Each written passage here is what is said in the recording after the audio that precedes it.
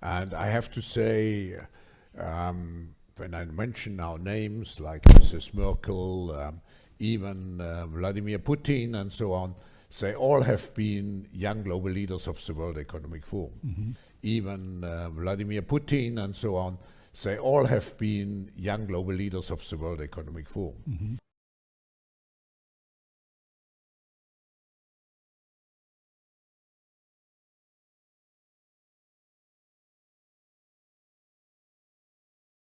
Even Vladimir Putin, and so on, they all have been young global leaders of the World Economic Forum. Damien Shiner, Evergrand.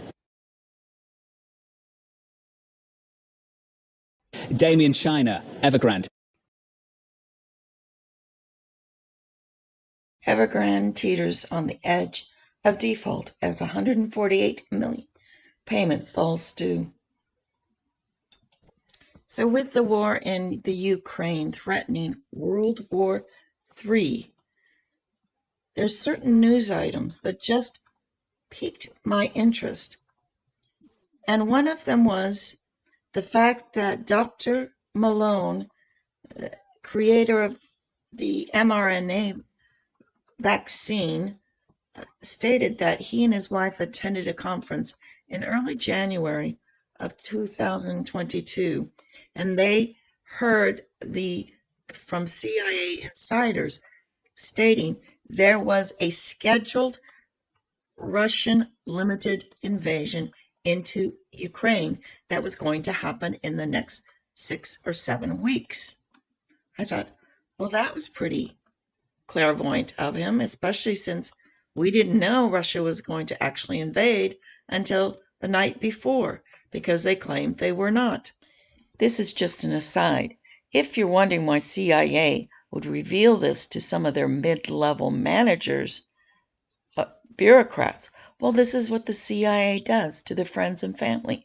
They find out about war events or economic events that are going to affect the stock market, and then they leak it to their friends and family so their friends and family can buy into the stock market before a stock plummets or oil skyrockets, just like it did when Putin invaded Ukraine.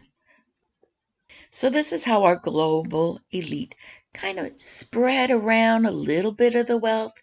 They let their mid-level bureaucrats just get a little taste of where the stock market's going by giving, this is what you call fraudulent inside information. But hey, they've done it for thousands of years.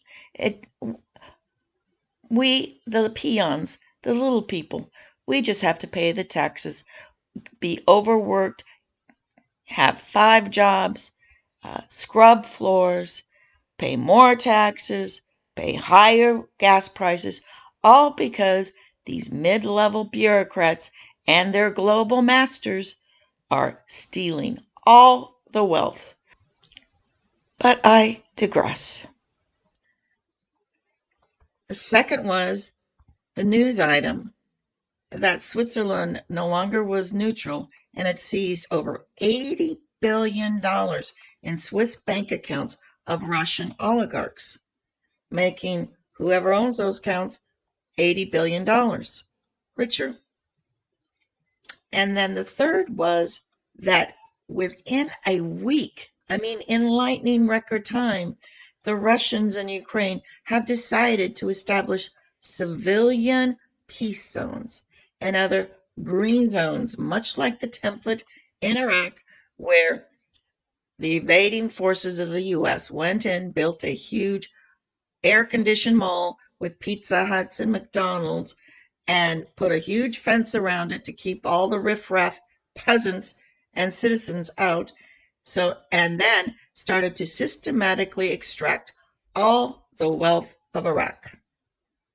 Well, this appeared to be kind of somewhat of the same template that happened in Ukraine. Quick invasion, quick peace, green zone established. Then the Russians are going to move in, all their equipment, take over all the infrastructure, like a huge, bring in their version of Russian Pizza Huts and air-conditioned malls, and systematically extract the wealth of Ukraine and all its oil resources. And I thought, I wonder why. Well, that got me thinking because there was the Evergreen default that happened in November 10th. This was one of the huge bond default companies in China that threatened to destabilize China and the globe, just as the 2008 crisis in the US had sent ripples around the globe and had bankrupted numerous huge banks throughout the globe because of the default swaps that occurred in the Western banking system. Well, I wondered, what happened to Evergreen? Haven't heard a word. Well, then it hit me. Aha, wag the dog. This Ukraine invasion is nothing but a theater ploy. All go into Ukraine, steal all the Ukrainian wealth, and systematically pay it back to the BlackRocks, to the George Soros, to the Rothschilds, to all these globalists who had backed Evergrand and wanted their money back, just like a good old loan shark of the mafia in New York, on the mean streets of New York. These globalists were not going to have China default. And what did China need to do? Well, China needs to steal money from its neighbors and pay back these global bondholders, the BlackRocks, the Vanguards, the Klaus Schwabs. And that is exactly what is happening. This is a war template that is played over and over again. If you can't get the country to pay you back in real cash, then you invade the country and steal their assets. Now, of course, Ukraine was not responsible for China overextension, but Ukraine has all these Russian oligarchs that stole all the money from Ukraine when they invaded. So why not take back the money that the Ukrainian Russian oligarchs stole, pay back BlackRock and Vanguard, Klaus Schwab, whoever. It's just what goes around, what comes around, goes around. And I'm going to claim here that Putin is a puppet, that Putin is part of a bloodline, that he's playing what daddy wants. He's playing on daddy's knee. And though he's on paper owns close to 200 billion, some say a trillion, he is like the Jeffrey Epstein to Les Wexner. Les Wexner transferred billions of dollars to Jeffrey Epstein on paper only. On paper only. Jeffrey Epstein didn't own any of that money, but this is what you call in the securities world a nominee, somebody's name put on a piece of bond or a piece of paper so you can hide your assets. And that's what these oligarchs' bank accounts in Switzerland were all about. These were just nominees that had stolen money on behalf of other Russian mafia, on behalf of other global mafia. Who knows? But it just seems to be a never-ending cycle of pump and dump, with always who's ever behind the curtain is always getting the money. They are the mafia dons extracting money through their loan sharks on the mean streets of New York. But this is on the mean streets of the global banking world, the global economic forums. These people are shameless and scandalous. That's all this is. And the rest of us suffer until we start peeling back the curtain and taking a look at these monsters. I went to lunch today with a girlfriend of mine, and she was bemoaning the fact that peaceful, innocent Ukrainians were getting murdered and raped and tortured. No, they're not. This is all theater. It's all a live action role play. You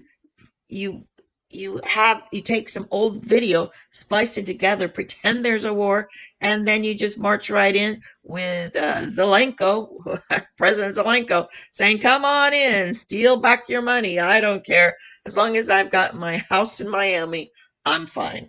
And that's all there is to it. And if you play along, you're not going to end up dead, hanging over Friar's Bridge with a hangman's noose, or being thrown off a 80-story building like a lot of bankers just recently were killed, I think in 2008, but also 2011. There was just a whole slew of bankers getting thrown off skyscrapers. So this is this world of underground money laundering, money stealing, etc. And we look at war in terms of war and peace. It's not. These are just wars of chaos to cause smoke and mirrors so these oligarchs can steal back their money from each other. And we, the people, suffer because then our taxes go up, then the oil goes up. And this is the way they pump and dump. Okay, so the Russian oligarchs go on, Putin, whoever he is, goes into Ukraine, and all the oil markets skyrocket, and that's called where you pump it. And then the next thing you're going to do, these globalists are going to dump it by flooding the world with oil. It's pump and dump, and you make money going up, and you make money coming down. And this is what this Ukrainian war is all about. It's a fake war, and it's caused by the Evergrand $300 billion holdings going into default. And China and President Xi was going to end up dead unless President Xi worked with the globalists to figure out how he was going to help extract the money from everyone else to pay back the ultimate bondholders, which is BlackRock, which is Vanguard, which is George Soros, which is Klaus Schwab, which are the Rothschild, whoever, but they're not the ultimate. They are like the nominees of the Jeffrey Epsteins. There's somebody more powerful and wealthier than they are. These are just bloodline offspring that are playing their roles, and they play it very well, and soon they might be able to retire, be put out to pasture in some pasture in Russia, in some little cottage where they can smoke their pipes and talk about the good old days. That is what Putin's going to have. I mean, Putin is not wealthy. He is a front man. He is a Jeffrey Epstein front man for looting other countries' wealth.